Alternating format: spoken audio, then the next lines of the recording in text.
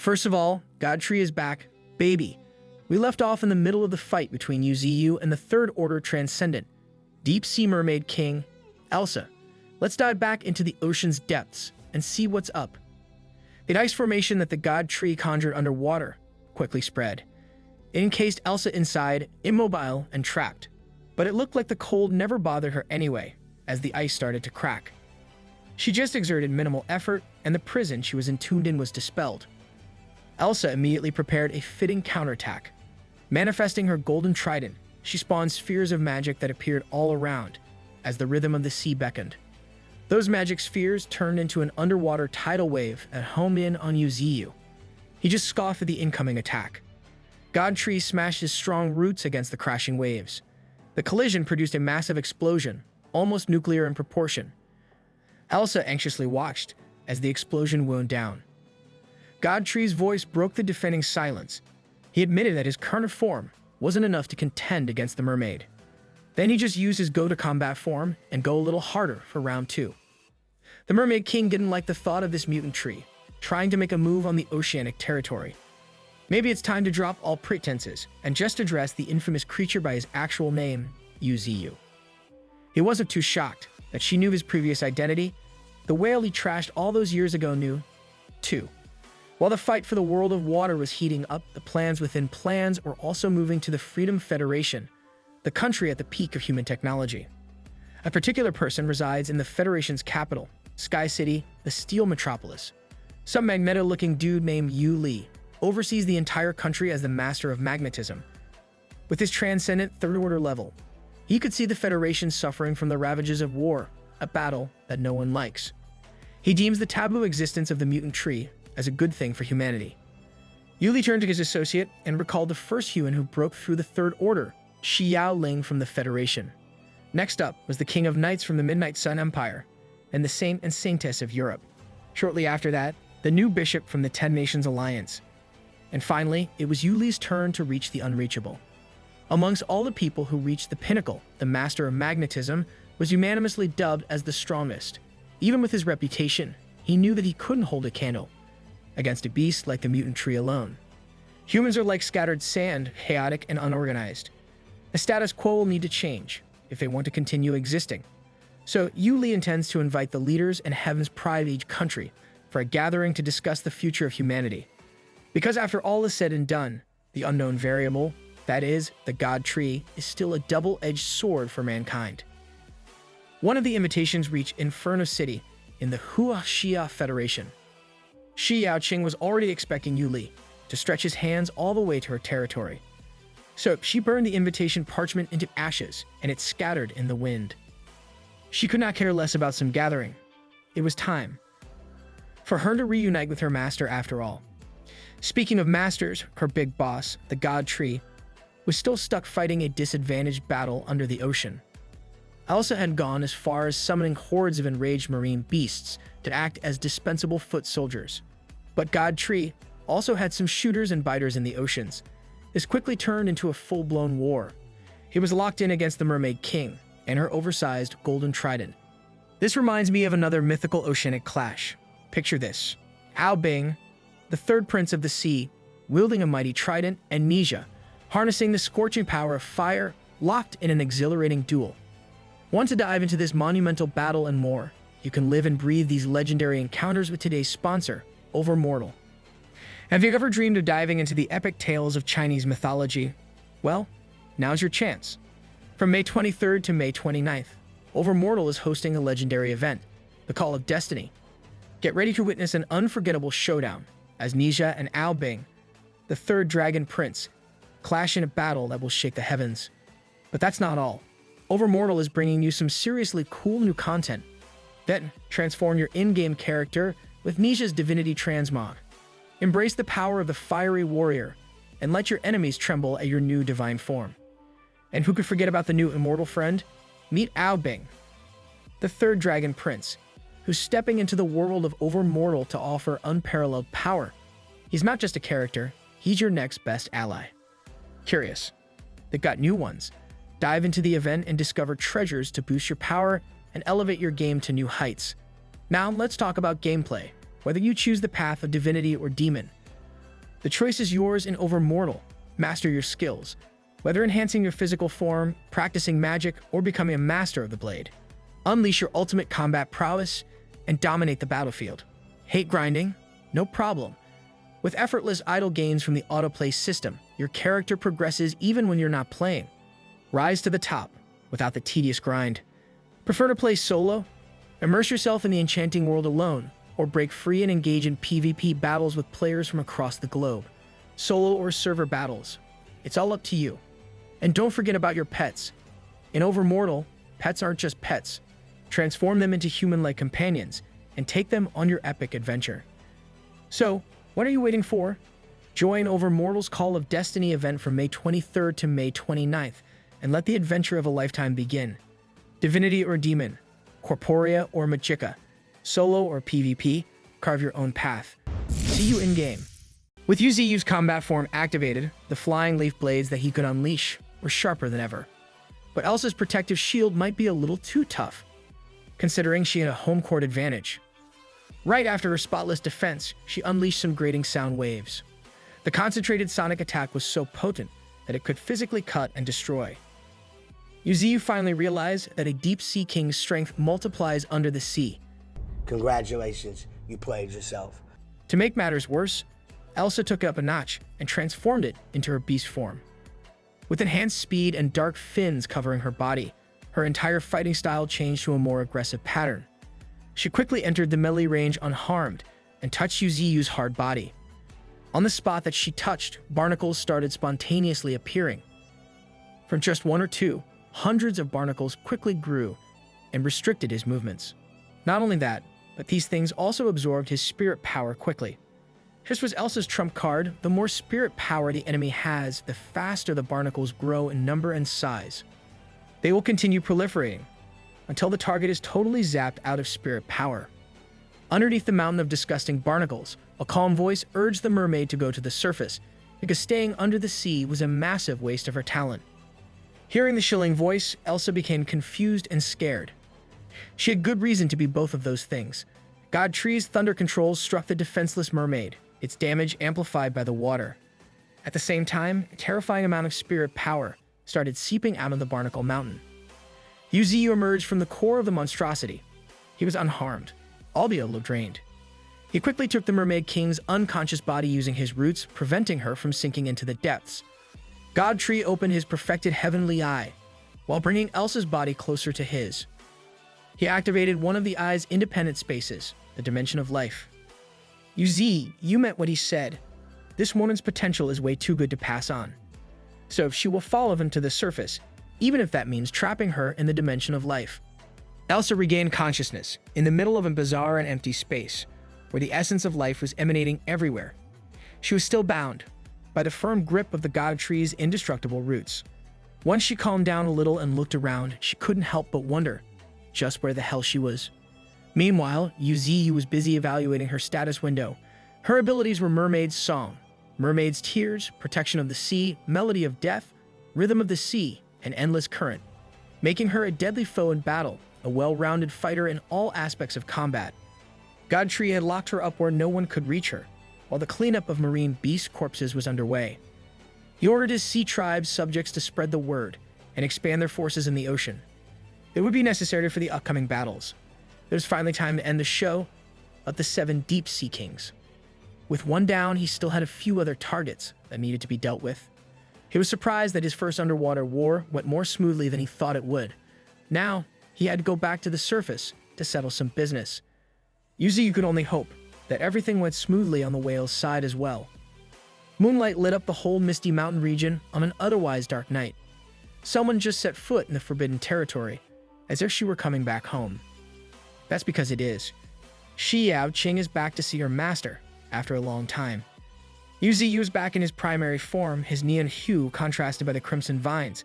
It's been a while since he spoke to this special lady. At first, he was too worried that the humans might start getting suspicious of her absence, but Shi Yaoqing assured her master that Inferno City was under her absolute control. Even if she vanished for an entire year, her people wouldn't dare cast suspicions on her. Shi Yaoqing didn't come over empty-handed. She exchanged the heart of the white dragon for an extraordinary gift, Yuziyu excitedly opened the small box with care. One look at its contents was enough to make him yell in surprise. Inside the box was some sort of mysterious seed. Shi Yaoqing explained that it's a seed of a laurel tree. 2 years ago, the Federation discovered a laurel tree with intelligence inside one of the forbidden regions. They were too afraid of another demon tree incident and spared no resources to get rid of the laurel.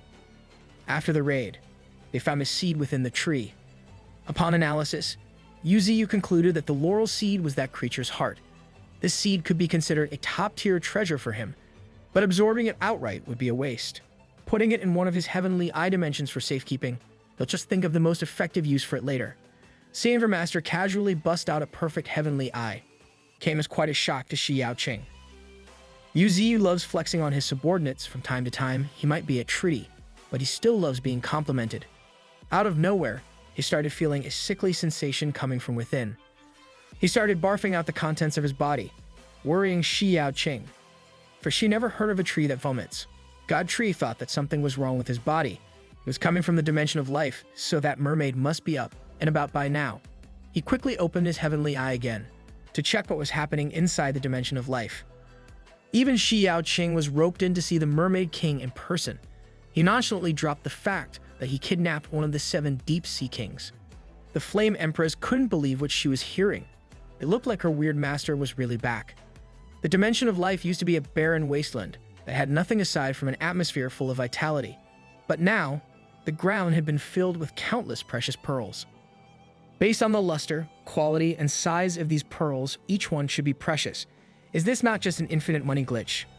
In the middle of all the organic minerals was the subdued Mermaid King. She was a lot bigger than Shi Yaoqing thought. Noticing that there were some new faces in the barren land, Elsa shifted focus on the visitors. As soon as she saw the God Tree, she started trash-talking this smelly mutant tree and demanded to be let go. Her playground insults game is on point. Those insults against her master wouldn't fly with Shi Yaoqing. She threatened to grill and eat the mermaid if she continued being slanderous. They asked her what was with all the pearls scattered all over the place, and Elsa got defensive, insisting that they didn't come from her tears because she didn't cry. She tried to think of an excuse for the pearls, but the best she could come up with was that they came from her pee. That's even less dignified than tears. Since they were already here, Yuziyu wanted to confirm some things. He asked Elsa if the darkness would descend together with the third spirit tide. She proudly confirmed that it would, believing that by that time, her god and the sea tribe would drown the entire continent. Once everything is destroyed, they will create a world that's only filled with the superior sea tribe. This info was nothing new. They'd heard the same story from the white elephant previously. Yuziyu glared at Elsa and asked if the darkness also revealed his actual name to the deep sea kings. The Mermaid King praised her god as omniscient and omnipotent, a pool of infinite knowledge. She's just waiting for the spirit tide to erupt, so her dark god can bring about the end of surface dwellers. He asked her if she thought that spilling the beans like this was a good idea. Elsa smiled smugly, confident that even if she divulged everything, there was nothing that anyone could do to change the outcome of their plans. Are you sure about that? Yuziyu was left deep in thought by that assertion. Then, he turned around to leave with Shi Yaoqing. Seeing that her captor was about to leave her alone in this empty place again, Elsa demanded to know how long she would remain locked up. Well, the answer was simple. She can go until the God Tree is killed by the darkness. That would be a bone-chilling end on its own. But Elsa can also remain in this dimension until our boy kills the darkness with his bare hands. And by bare hands, I mean roots and vines. God Tree and Shi Yaoqing emerged from the dimension of life. 2 months from now, humans will convene for the World Conference, but the spirit tide is set to erupt within 10 days. What the world will become at that time is a mystery. Yuziyu can only hope to reach the peak of the Fourth Order when the spirit tide starts. He noticed that the spirit power emitted by the moon was somehow getting thicker. So, an idea came to mind. Maybe he can plant the laurel seed on the moon so it can grow with lunar power. But with his current abilities, even he was uncertain if he could reach that far. Just for the sake of testing things out, God Tree took out his void root from the depths of the earth. He made up his mind. He's going to try and make a trip to the moon. Yuziyu thinks that focusing all of his spirit power on the void root could be enough to fuel a trip to the cosmos. Without wasting another second, his void root coiled up, increasing its momentum. When it launched into the skies, it resembled a purple dragon piercing the heavens. His massive, girthy, and hard appendage started stretching longer and longer without pause. It was heading for the moon, and no one could stop the void root. Shi Yaoqing loves seeing her master, committing to crazy ideas like this one. The god tree's void root streaked across the skies for everyone to see. Some civilians nearby were the first to witness the strange phenomena. By the time the void root exited the planet's atmosphere, Yuziyu still had enough gas to push upwards. He turned back for a bit and admired the surreal view. This was the first time he had seen the place he lived in from above. If he were still a normal human, flying towards the moon would be unimaginable. But now, he successfully followed through and touched down on the lunar surface. His void root transformed into his combat form. You could not take his eyes off the beauty of Earth. Now that he's on the moon's surface, he couldn't help but feel regretful that he can't harvest such rich spirit power. But this place can still be the home of the laurel seed from now on. It can grow roots and germinate in this rock, monopolizing the power it holds. The planting process didn't take too long, but Yuziyu chose to linger on the moon's surface a little longer. Unbeknownst to him, this spontaneous journey was capturing the minds of humans back on Earth. Reports state that this unknown creature that appeared in the night sky is theorized to be a giant python of unknown origins. It was a worldwide event. It's not every day you see something extend up to the moon. In an unknown mountainous land, some strange beings were awakened by this event. A humanoid creature who looks like the Rock, as if he was literally made of rocks, asserted that this is a signal for the Titan race. It has been foretold that something akin to a serpent reaching for the moon will be the prophet of Titans. Yuziyu is finally done with his little errand and decides to go back down. The moon is filled with the spirit power of the ice element, so he regrets not having enough spirit power to explore just a little more. He jumped off the moon's surface, and the void root started coming back down to the planet. This whole debacle shook the entire world. The appearance of an alleged mutant snake, estimated to be in the fourth order of transcendence, made humans and beasts feel a sense of crisis. The World Conference was pushed to take place in 3 days instead of 2 months. Under the sea, the Mermaid King's disappearance also alarmed the other kings. Meanwhile, Shi Yaoqing cheerfully praises her master for being so extraordinary. But Yuziyu couldn't enjoy the compliments because he pushed too hard. He's so exhausted and drained at the moment. The trip was worth it, though even on Earth's surface, he could feel the power from the laurel tree sprout. That's a crazy sharp sense, to feel the presence of creatures on the moon from the surface. This eventful night just got even more eventful, as one of the peregrine falcons came rushing in with utmost urgency. Ah Wu was supposed to be patrolling over the seas with Ah Liu, but he's back in the Misty Mountain alone instead. The frantic bird was carrying some urgent bad news. Yuziyu tensed up after hearing that. They can't afford any crazy variables right now. Since Ah Wu has been diligently patrolling the seas, the bad news naturally came from the water, too. Human battleships are on their way, and the deep-sea kings are about to reach the next level of evolution and cultivation. The inevitable battle between humans and deep-sea kings has finally started. At the helm of humanity's forces was mankind's strongest, the master of magnetism, Yuli. The Freedom Federation's fleet was massive and imposing. It looked like they had sent their entire armed forces to the sea. Hua Xia Federation's lineup wasn't bad either. They would not pale in comparison to the other nations' deployment. Yuli stood at the helm. He could smell the rotten stench of death coming from the water. That was because the field was filled with the corpses of sea creatures as far as the eye could see. A mysterious glow started shooting up from beneath the water and into the skies. Yuli rejoiced. It looked like they were on the correct course. The target for this raid was just ahead. He handed down the order to halt the push of the entire fleet. He intended to check out the situation by himself first. Enveloping his body with the power of magnetism, humanity's so-called strongest flew to the enemy's territory. A gaggle of fishy beasts was already waiting for him, with their maws wide open. He hadn't gotten far from the fleet yet, but Yuli was already surrounded on all sides. The horde didn't scare him, though. It didn't even faze him. He looked at them like they were nothing. Yuli went on his intercom and ordered his people to activate the guided spirit missiles. The headquarters received the order promptly and quickly followed their ruler's instruction. Guided spirit missiles used to be a trump card level attack, but humanity could now afford to go wild with the quantity. Other nation leaders were starting to receive updates on the sea raid and Yuli's barrage. The Federation's head also ordered the activation of their spirit orbital cannon, for they couldn't allow another hostile fourth order transcendent creature to emerge, a beast that was feared no matter what biome it was in. The black dragon that hailed from the depths. It was nearing a significant breakthrough, that even the heavens had noticed. His power level was climbing up so fast that the clouds wanted to humble it a bit with a little bit of lightning tribulation. But the Black Dragon welcomed the challenge with open arms and swagger. It was determined to reach the fourth order of transcendence today. Meanwhile, the spirit orbital cannon had been charged to total capacity and had locked onto the beast. The Bureau head found the perfect timing to unleash the destructive force and pulled the trigger. From the Federation's orbital satellite came the most powerful single attack that humanity's technology could muster. It was so powerful that it tore through the clouds, handing down the heavenly tribulation. The Black Dragon was enveloped in a searing beam that would have deleted any other weaker monster out of existence in the blink of an eye. But it gritted its teeth and arrogantly sneered at the pressure, pressing down on its entire body. While the orbital cannon continued to push every ounce of power from the comfort of space, another incoming force was heading for the beast. It was Yu Li.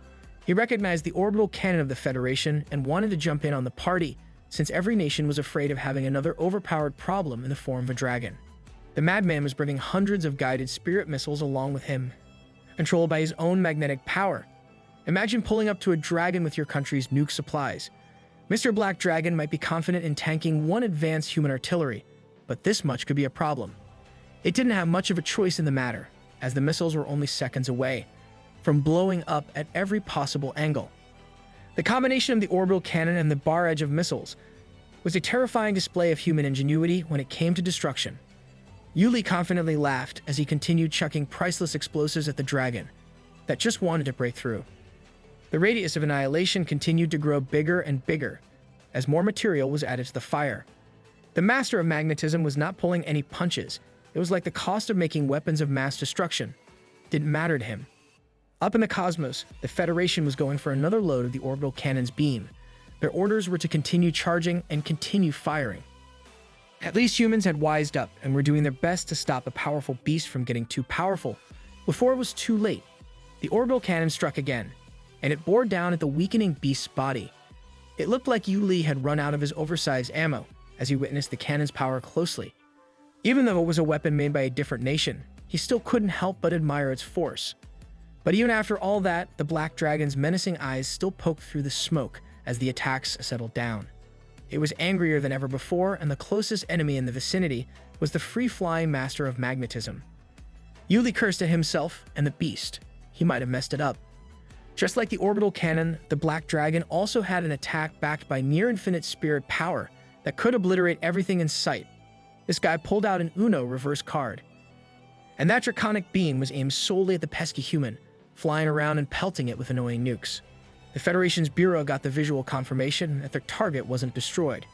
Worse, its spirit power was still rising non-stop. They did their best, but the resilient dragon was still about to complete the breakthrough. At this moment, not far from the action, there were some unexpected spectators watching from the sidelines. It was the God Tree's Void Root in his Void Snake form, along with his protege, Xiaoqing. She asked her master if they were going to lend a helping hand to the struggling humans. He wasn't opposed to the idea of helping, but there was no need to rush. They could wait and see a little bit longer. Xiaoqing was curious as to what her master would do if the dragon managed to break through. To dispel their curiosity, he decided to use the Void Snake to scout out the actual situation up close and personal. Godtree's Void Root currently looked more like a real draconic being than a tree root. The Freedom Federation's fleet decided to finally make themselves useful by raining down the highest caliber artillery their ships could carry. It was effective in dealing with the roaming sea beasts, hell-bent on munching on metal ships. The same thing was happening on the Hua Xia Federation's side. They were quickly increasing the death toll of the seemingly infinite sea beasts, attacking indiscriminately. Bullets and explosives targeted the beasts, most of whom were dead, before getting an attack in. Meanwhile, in the fight that actually mattered, Yu Li was moving with newfound confidence. That's because he just got a new batch of guided spirit missiles to play around with. At least he could stand some semblance of a chance against a literal dragon's breath. The collision between the explosives and the draconic beam produced a loud boom of devastation. Black Dragon was almost impressed with the kind of weapons that humans could make with their puny capabilities. Yu Li took pride in that. To deal with this dragon, he would gladly utilize tens of thousands of guided spirit missiles for the kill. Right now, he had only used a few hundred of his capsules of death. He quite literally had a lot more where they came from. In response to his threats, the Black Dragon conjured up tornadoes in the middle of the ocean. These waterspouts, spinning at inconceivable speeds, started twisting and turning around one another. The Federation's Bureau had a clear view of the giant tornadoes, estimating each one at level 10 on the power scale. It was an unprecedented weather-changing ability. To make things worse, the beast started taunting the humans to bring all their tricks out while they had the chance. Yuli gladly obliged and launched his next batch of guided spirit missiles into the middle of the storm. Each explosive was caught in the wind tunnels of the tornadoes. It had now become impossible to reach the beast, as the twisters were doing the sloppy-toppy spin cycle, sucking in the girthy explosives. Suddenly, a powerful blast hailing from the skies broke through the impenetrable stormy defense. The orbital cannon's third strike was not the charm. The Black Dragon had adjusted enough to dodge it by coiling his body around. Those in the Bureau could not believe their eyes. Their fastest and most potent weapon had just missed its mark. Not only that, but the dodge also gave the Black Dragon enough breathing room to gather more power. The Bureau director watched the screen as an absurd idea popped into her mind. Unfortunately for the Federation, her hunch was correct. The beast was attacking the Spirit Orbital Cannon itself. His draconic breath broke through the skies and the planet's atmosphere, ultimately hitting the satellite holding the weapon. In the face of absolute power, the flimsy satellite hopelessly disintegrated into a million pieces drifting in space. Yuli watched powerlessly as the dragon's attack extended to such an absurd range. But the dragon wasn't done yet. After targeting the enemy above, it was time to go back to dealing with the pest below. The master of magnetism was starting to lose confidence. He knew more than anyone that this was not good.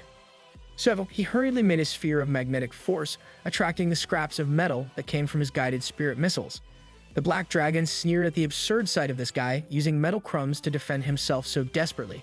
His mind was already drifting to the next fight, when he would find the king in Australia. This beam that sniped a satellite from the planet's surface was now trying to destroy a sphere of tattered metal scraps. Yuli quickly realized that his frantic attempt to protect his body with trash was way too silly and absurd. The draconic breath ripped through layers upon layers of metal until the attack culminated in a massive blast in the middle of the sea. Yuli was bleeding from every orifice of his puny human body. Burns and wounds painted his entire being red with blood. He remained floating in the air as if, out of instinct, his consciousness had left the room. This Magneva knockoff is a certified fraud. In the Freedom Federation's headquarters, stress levels were through the roof. Their king was about to die. The only thing they could do was send out and sacrifice the fleets, so they could at least earn some time for an escape. The ships that were dealing with the small-time aquatic beasts received the order and quickly followed. Fleets from Hua Xia had also received the news that the Freedom Federation's master of magnetism was in a fatal situation. The captain immediately handed down the order to coordinate with the other fleets to cover for the king, as even though they were from different nations, humanity could not afford to lose their so-called strongest. But there was another urgent situation that needed attention. All their advanced sonar and mapping tech indicated that another beast was closing in on the battlefield. Once the mystery guest got closer to the scanners, humans determined that it wasn't a sea beast. It was the giant snake that infamously flew to the moon. Godetree's void root transformation was so drastic and decisive that it had already gained a reputation of its own. The Black Dragon also sensed the unwelcome intruder. Yuli's consciousness came back to him after floating in the air like a dead man for quite a while.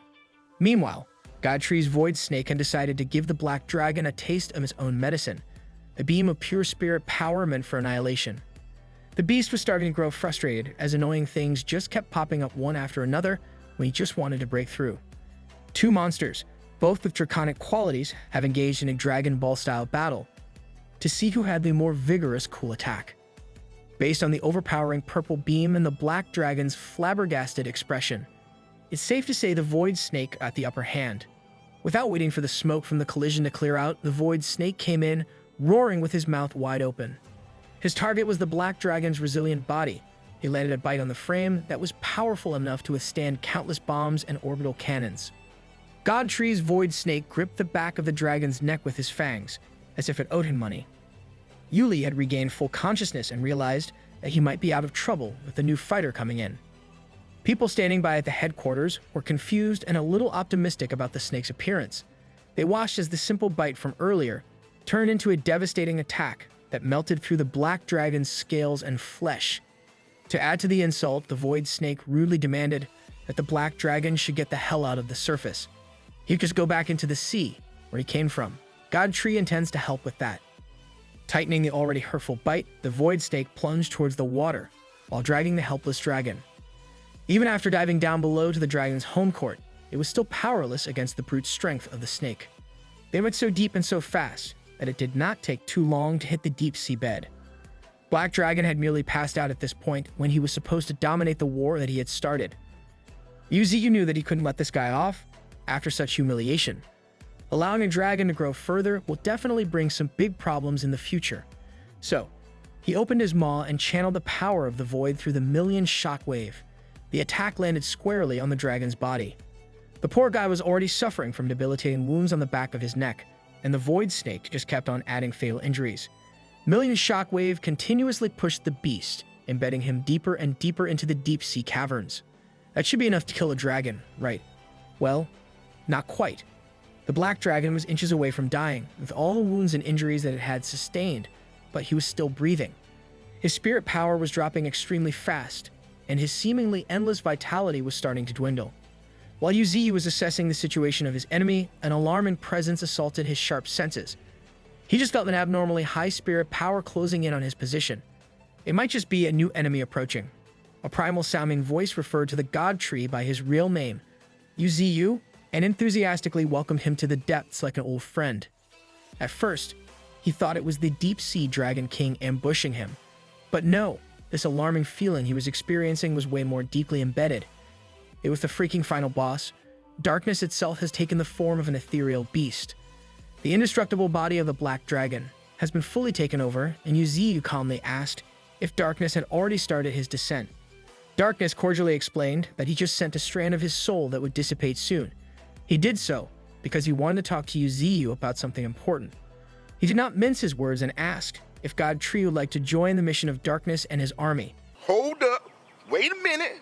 If you think about it, they should not have any irreparable conflict or interest in enmity. There's no reason for them to fight against one another so hard. They should not be engaging in a bloody war when they don't have opposing ideals.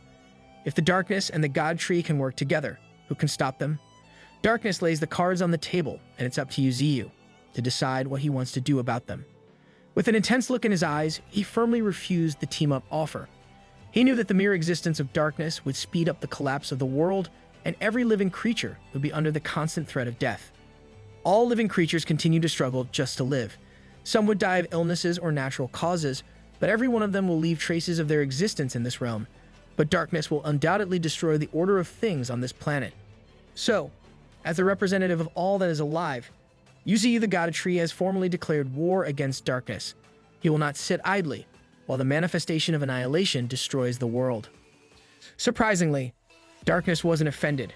He just laughed and deemed Yuzi to be an interesting individual. He warned them that they'd meet again soon, so this so-called God Tree better get stronger. With a menacing grin, Darkness expressed his excitement for their battle in the future. But for now, he can afford to let the Black Dragon, one of his soldiers, die so soon. With the little bit of time that the strand of soul had left inside Black Dragon's body, Darkness darted out of the battle away from the Void Snake's threat. After the fight, the dragon's spirit power should have dissipated, but it broke through the Fourth Order instead. Yuzi had no other choice but to leave the rest for the humans to handle while he retreated. He swam in the opposite direction from the enemy, back to his main body. Meanwhile, Darkness picked a relatively safe position to park the dragon's body. When the soul strand dissipated, Black Dragon's body turned back to its injured and battered normal self. He coughed up copious amounts of blood. After confidently challenging the surface, all he got in return were fatal injuries and a newfound hatred and thirst for vengeance against the purple snake and humanity. At least he successfully broke through, thanks to Darkness's assistance. Up on the surface, scanners picked up the sudden drop in the spirit power of the dragon. They wanted to take this chance to search for the beast and finish the job. The sizable fleet of the Freedom Federation led the charge with their cutting-edge tech. Meanwhile, Godtree's Void Root has made its way back to the Misty Mountains. In his home, it looks like our favorite little panda was experiencing some earth-shattering breakthrough. He had successfully reached the peak of the Third Order of Transcendence. The ladies of the mountain cheered him on. Yuzi was back in his main body and was extremely pleased that one of his generals had gotten stronger once again. It's been 3 days since the fight with the Black Dragon. The day of the spirit tide looms closer and closer. Today should be the perfect time to call everyone back home. As always reliable, Peregrine Falcon faction quickly gathered to take the order, to inform each of the Misty Mountains' armies to head back. The birds knew the weight of the God of Tree's orders, so they didn't waste another second and flew to fulfill their master's demands. Yuziyu turned to Shi Yaoqing and asked if her Inferno City could make guided spirit missiles and orbital cannons. With the current capabilities of her territory, they can't make something as sophisticated as an orbital cannon yet, but manufacturing guided spirit missiles wouldn't be a problem. That's still good news. So, her assignment is to produce as many of those missiles as possible. She gladly received her orders with a smile. Next up, to carry out another task was Qinggang, who appeared from the earth the minute his master called his name. God Tree wanted a rundown of how the management of the three cities was going. Currently, the humans in their cities have peacefully assimilated with the beast residents, coexisting in harmony. There are a few beasts that have signed contracts with humans, becoming combat partners. God Tree wanted the information about the third spirit tide's descent to be passed down to the cities. Their people must know what's about to come, so they can prepare themselves for the effective absorption of power. Shi Yaoqing suggested that they shouldn't disclose what's coming as the spirit tide, but as a miracle instead. The belief of the city people towards the God Tree will drastically increase. Yuziyu himself did not think of something ingenious like that. Qinggang received his mission loud and clear. It's time to brainwash their cult, their residents, so that they can be prepared on the promised day. He dove right back into the earth, and his mastery over the element has grown by leaps and bounds after all these years. Once, only Yuziyu and Shi Yaoqing left the heart of the Misty Mountain, and he confessed that he saw darkness in the depths. She was naturally shocked and worried about her master after hearing that. God Tree continued that it was just a tiny part of darkness's consciousness, but it still awakened some strange feeling inside him. He thought he was already strong enough, but the moment he witnessed just a fraction of the final boss's power, all his delusions were erased. Under the gaze of darkness, he still felt a deep sense of fear, the kind that is imprinted on every creature on the planet. The last time Yuziyu felt that brand of emotion was back when he was still a human. The terror in his mind awakening can't be a good sign. Shi Yaoqing assured her master that they would definitely come out on top, not just the beasts but humans as well. The living will live on and triumph over the nothingness. Hearing his subordinate's determined voice reignited the fire in Yuziyu's eyes. He vowed that they would never lose. There's no need to dwell on the encounter for now. He just needs to focus and prepare for the arrival of the spirit tide, along with everyone else. Night came, and I think this would be the perfect time to check on what's happening on the surface of the moon. The laurel seed that the God Tree painstakingly placed on the moon's surface has started sprouting. Its growth rate was abnormally fast, quickly forming a diverging system of branches. Once the frame was set, beautiful leaves started emerging, too, covering the branches with a gorgeous blue hue. From a tiny laurel seed, it only took a few days for a whole laurel tree to grow to its current impressive state. Back on Earth, Yuziyu looked at the skies, feeling the changes happening on the heavenly body. There was no doubt about it, and he was sensing the breath of the laurel tree. Based on the increasing distinct spirit power, he knew that the abnormal growth was going in full swing. But based on its current state, there's still plenty of room to grow further. He wished for the laurel to continue working hard and to grow up fast. Humans have already done extensive research with regard to the moon before. In the current transcendent generation, humanity has put the nearest heavenly body under constant surveillance. Even hobbyists or kids who have a simple telescope could freely observe the moon. The growth of the laurel tree was visible from Earth. The Astronomy Bureau was plunged into chaos as they tried to inform the Spirit Power Monitoring Bureau that there was a mysterious plant growing on the moon's surface. A store-bought telescope would show the image of a lone blue tree standing strongly. Experts have figured out that based on its characteristics, it should be a laurel tree. This was not a good sign at all. If this thing grows into another existence, like the infamous mutant tree, the consequences would be unthinkable. It's entirely possible that the magnetic field between the Earth and the moon could go out of whack, which would be disastrous. Back in the Misty Mountains, a conglomeration of various beasts at a scale that the world had never seen before was starting to gather. The mantises and the boars came in at the same time, coming from the same direction. The ape faction has left their post to heed the master's orders. The mute rats and the formidable tiger tribe carefully trudged the ground. Hailing from the north, the Arctic bears and the mysterious ice golems steadily made their way. The ants and the spiders came skittering in with all their disgusting glory. White crane, vultures, and the peregrine falcon faction took to the skies. The rest of the beasts stationed inside the Misty Mountains were just waiting for everyone else to arrive. Even the mutated humans and humanoid beasts that have sworn their fealty to the God Tree have gathered.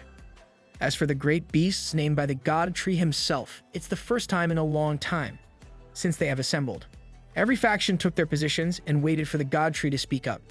Except for those unreachable in the seas, namely the snake and the whale, everyone has answered the call. Yuziu busted out his void root, breaking through the hard ground. He instructed them to prepare as the third spirit tide was upon them. With his attunement to the void and spirit power, thanks to his special root, he can sense the tide before everyone else. Using the sharpness of his void root, God Tree literally slashed the air and created a dimensional rift, and a rich concentration of pure spirit power became visible. God Tree welcomed the concentrated spirit power after shattering space to evenly distribute power to his subjects. The liquid-like substance from another realm turned into bright shards filled with the purest form of power and rained down on everyone in the Misty Mountains. Beasts of all shapes, sizes, and species have united under the banner of a god, and they were harvesting the benefits in the form of a golden rain. Wow! Beautiful! God Tree promptly tasked them to absorb the incoming surge of power properly. The amount of spirit power pouring out of the dimensional rift was seemingly endless as it blessed the land. Far from this festival of breakthroughs, something much more sinister was happening in the seas. A small and dark figure darted out of the water, breaking through the surface with godlike speed and intensity. It was a single perfect black sphere, barely bigger than water droplets. When the red slit in the middle of its body opened, a red eye filled with malice scanned the world for the first time. An ominous aura surrounded the sphere's entire body. The little black sphere surveyed its surroundings, water stretching endlessly in every direction. He was finally out at last. It has been a few thousand years since he last awakened. But now, he no longer has to be trapped within the freezing depths of the sea. At the moment, this little sphere body of his is too weak to function correctly. So, the natural course of action is to get some evolution points first. That's because this little menacing guy is darkness himself. At the first stage of entry level, Bro also has his system. Things are about to get spicy. The third spirit tide is now in full swing. The beasts of Misty Mountains are currently concentrating on their own breakthroughs as the tide sweeps the territory. Ninetails was at the forefront of spirit power absorption. She is second only to the God Tree himself after all. But even with her massive pool of existing power, ascending to a higher stage with a vast influx of spirit power is still taxing. Emperor Alligator might have been out of action for a while now, on account of him taking charge of the Misty Mountain security, but he's become more robust, and his power level continues to rise. He braced himself and absorbed as much of the tide as he could. The Thunder Dragon was already gifted when it came to his natural affinity for spirit power, so this spirit tide was like a feast to him. Every bit of those glowing shards falling into the Misty Mountains was like a super drug. The other draconic beast on the team wasn't doing so badly either. It was almost unfair, just how well these dragons can attune themselves to the tide. God Tree also noticed this phenomenon. He already expected that the dragon attribute beasts would be the first to evolve. Just behind them was the white tiger. The dumb kitty might be stupid, but he's a monster when given the right resources. However, the one that you was most concerned about was not his generals. It was the golden monkey sitting in a meditative pose, while clutching his trusty stick. His body was faintly emitting the power of the stars. Nevertheless, looking at his family growing up and becoming stronger in front of him brought so much joy to the God Tree's heart. The spirit tide is only getting started. Everyone needs to make the most of this event. Back in the sea, the waves have also been acting out in response to the spirit tide sweeping the entire planet. Inside a humble rocking fishing boat, most of the workers lay lifeless on the deck, their lives sucked out of them. The albino-looking mysterious culprit was practically ingesting the souls of these poor humans forcefully. And when he was done, he just discarded their corpses like trash. Of course, it was darkness. Sucking off humans gave him a humanoid form, reaching the first order of transcendence with 1,000 evolution points to spare. He was woefully unsatisfied with the paltry amount of evolution points he got after killing so many people. Targeting humans is not going to cut it if he wants to get stronger faster. As if the heavens were listening to his dilemma, he sensed a strong spirit power under the water, roaming the depths. So he fearlessly dove back into that freezing cold water in search of the next prey. He was a predator through and through, with no emotions, No hesitation, just an insatiable hunger for more power. After diving deep enough, he started seeing the silhouette of a massive spiky beast freely roam in the water. Darkness recognized the beast from afar. It's the synthetic beast made by humans. For those who were waiting for the return of Godzilla, this is your lucky day. This nuclear lizard is about to go toe-to-toe with the incarnation of literal darkness. The fight that ensued couldn't even be called a fight. An explosion of power boomed in the depths, and the collision concluded. Godzilla emerged from the water, breaking through the surface. But the dark aura and the bizarre eye on his forehead suggest that our favorite lizard didn't emerge victorious. Darkness has possessed Godzilla or Zero's body, jumping to the third order of transcendence. But he was a little disappointed. He had expected a much stronger body than he had. Well, that problem has a solution, and Darkness was already on his way for the answer. In Australia, a spirit tide is also about to start raining down from the skies. Kangaroo longingly looked at the initial spirit power specs coming down. He reckoned that the spirit tide was upon their continent. The small amount of spirit power leaking from the sky was a testament to that. In the hidden burrows, the king of the continent and his disgustingly fleshy body also sensed the change in the air. The previous tide rose up from the ground. This time, it looks like it will be falling from the sky. No, not the skies, but from the cosmos itself. Kangaroo was just chilling on the shores when he noticed that something big was heading his way. Darkness Zero was actually aiming for Australia. With his beastly speed, it didn't take him long to arrive at his destination. The moment he emerged from the water, bad vibes started spreading in the land. Kangaroo recognized the beast as the Freedom Federation's artificial beast, but the purpose of this visit was unclear. As soon as Darkness Zero stepped foot on Australian land, Kangaroo decided to step in and ask some questions. Australia is not a place that beasts can approach whenever they want. Kangaroo threatened to wage war against the Freedom Federation if another step was taken. Darkness Zero didn't take another step, and he just unleashed a nuclear beam right from the get-go. Australia's guardian wasn't expecting such hostility without even a discussion. The nuclear blast started ravaging the rocky topography of the shore. Darkness Zero was taken aback that his attack didn't cause as much destruction as he was expecting. Well, that's because someone has decided to come out of the hidden ground to give a personal welcome. The Beast King of Australia has come out of his nest and has set his sights on the dark-powered nuclear lizard. He ordered the kangaroo to retreat at once, for he's not a suitable opponent for this aberrant enemy. Two titans faced off, gauging each other from a distance. Let them fight. The king recognized that this creature was not Zero, so he pressed for the truth. In response to his attempt at interrogation, Darkness Zero unleashed another beam. This one wasn't effective either. It was deflected by the king's tendrils. The beam went overhead and exploded past the king. He wanted to counterattack, using his tendrils coated in spirit power. The green vines quickly bound the dark nuclear lizard, restricting his movements. But this technique wasn't just for binding and control. The tendrils burst open, and a chorus of humic acid sprayed all over Darkness Zero's scaly body. Its sheer amount was enough to cover the Titan's frame from head to toe and blanket the ground. The king was quite pleased with himself. Kangaroo knew that getting hit by the king's humic acid would be a death sentence.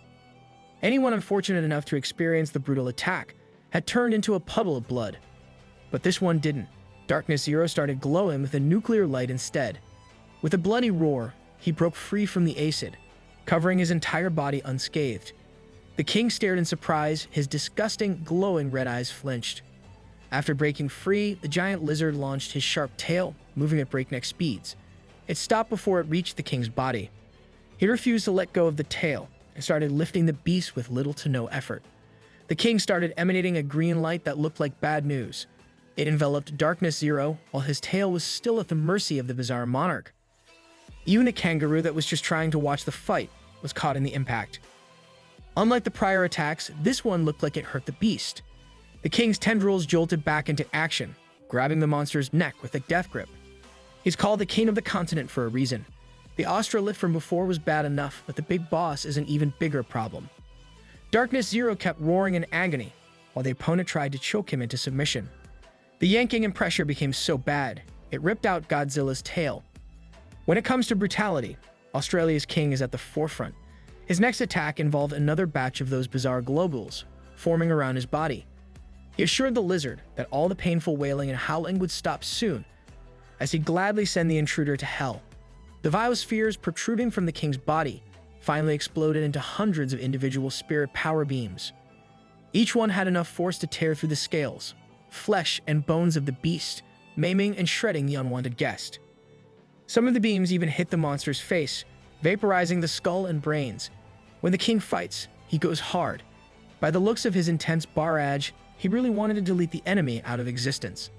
After winding down the terrifying attack, the only thing the king could see in his crimson eyes was the blood of the enemy.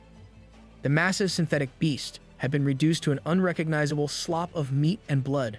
What was once a glorious monster that could have terrorized any other place had been transformed into a bleeding rag. Kangaroo was assured that his master won. That lizard got charred into coal and mutilated beyond recognition. But he might have spoken too soon, as Darkness Zero's unmendable injuries started swiftly regenerating. The king had never seen anything like this before. Regeneration of this level shouldn't be possible. Healing heavy injuries with the last bit of consciousness shouldn't be feasible. But he clearly sensed that this mysterious intruder had already lost all signs of vitality. He was essentially a corpse a few seconds ago. So how in the world is this thing rekindling his life? Earlier, the king was just angered and insulted, but now, a seed of fear was starting to grow in his mind.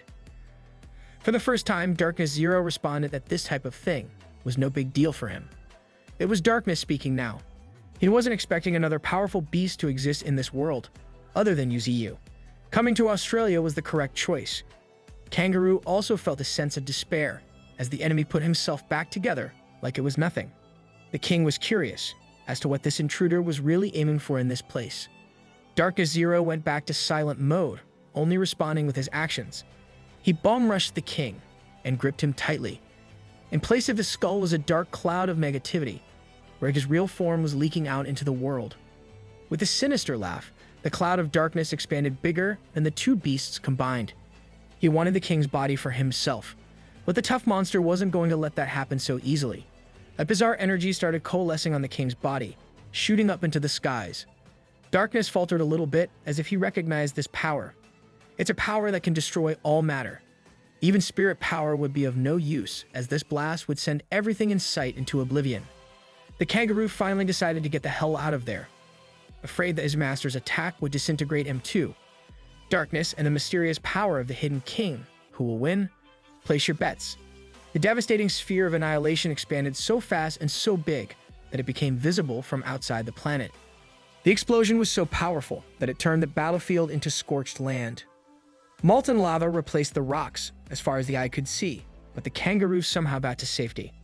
Darkness turned back to his mini-sphere form. The king just stood motionless. He lost Godzilla's body and was forced to turn back to his weakest form. The king mockingly asked the miniature harbinger of death if this was his proper form. Australia's strongest then proceeded to flex his own transformation. A grotesque mouth opened at the side of his face, increasing his creepy factor to over 9,000. His most vital abilities are creating and combining. He can create creatures in his image.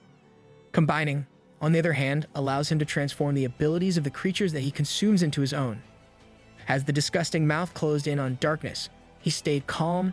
In fact, he looked a little too self-assured. The king's maw chomped down on the sphere with gusto. Kangaroo watched from the sidelines, thinking perhaps this time it was truly over.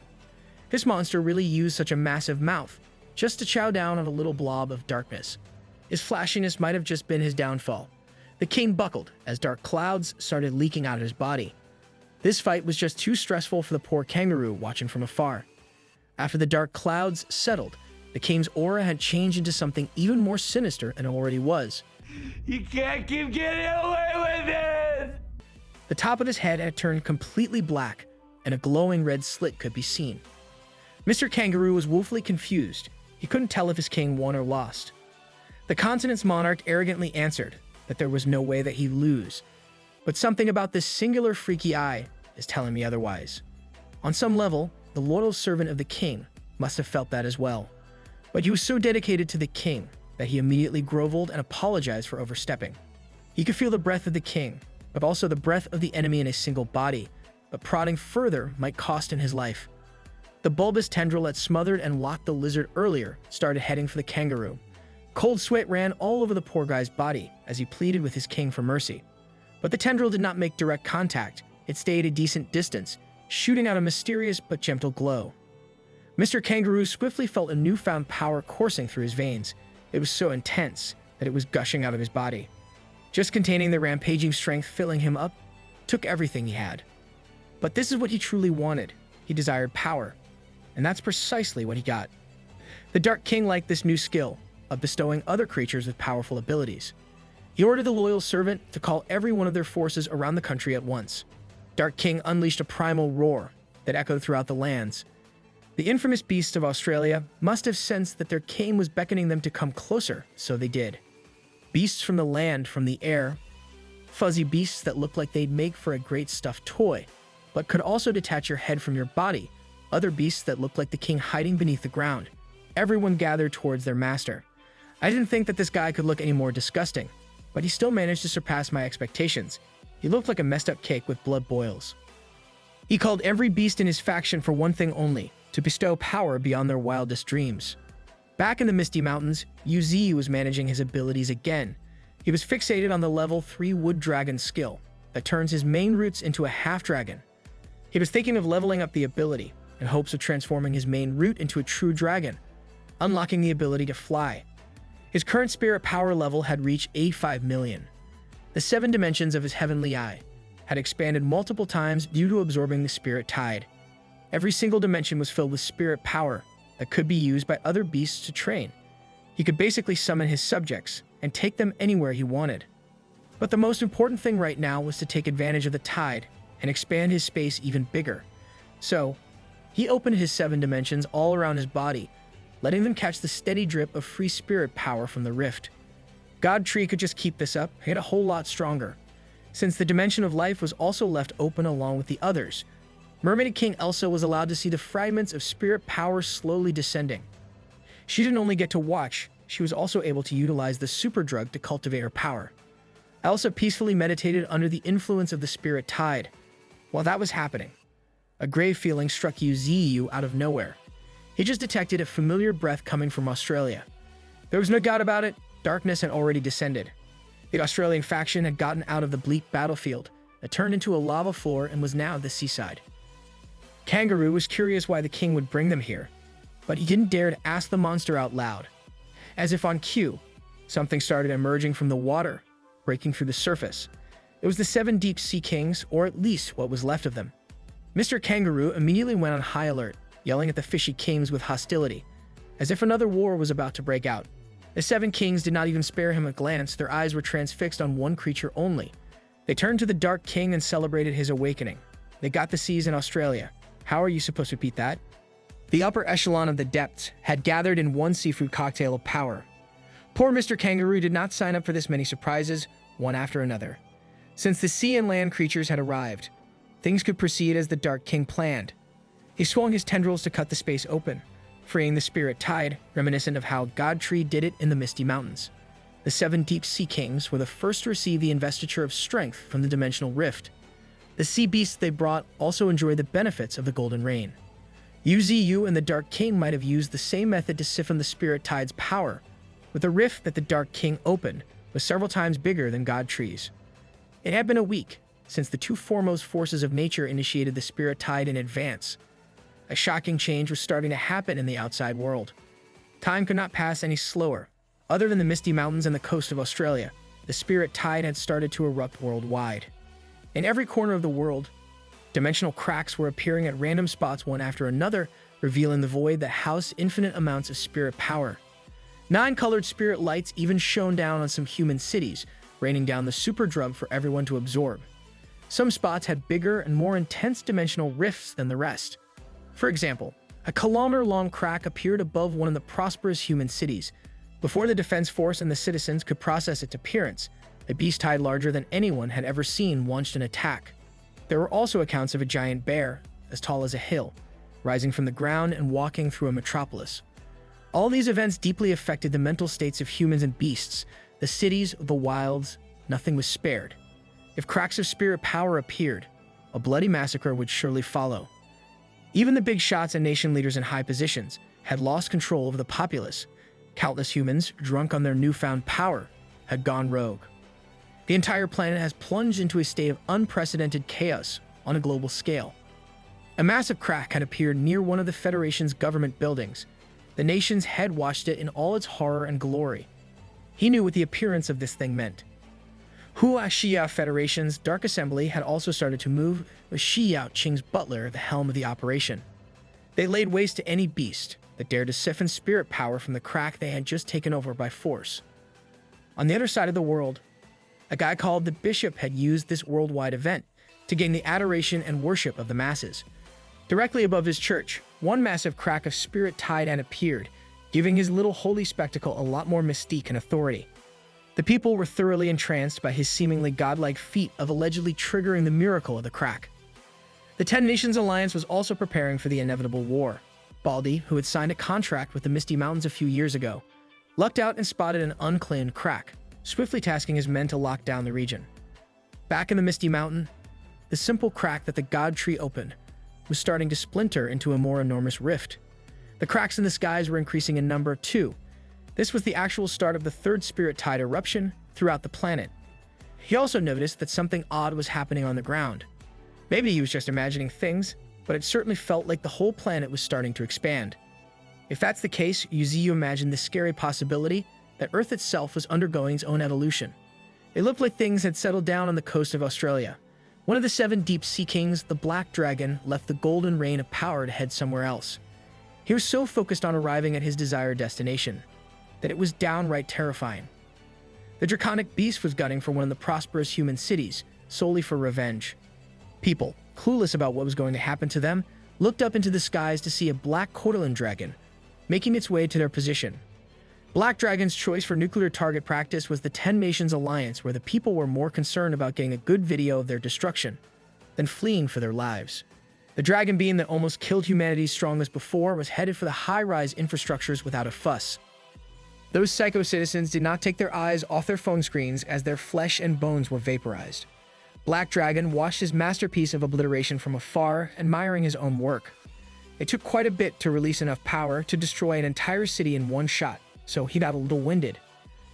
Kangaroo had come to terms with teaming up with the sea beasts, but he was concerned that they were giving the Black Dragon too much freedom.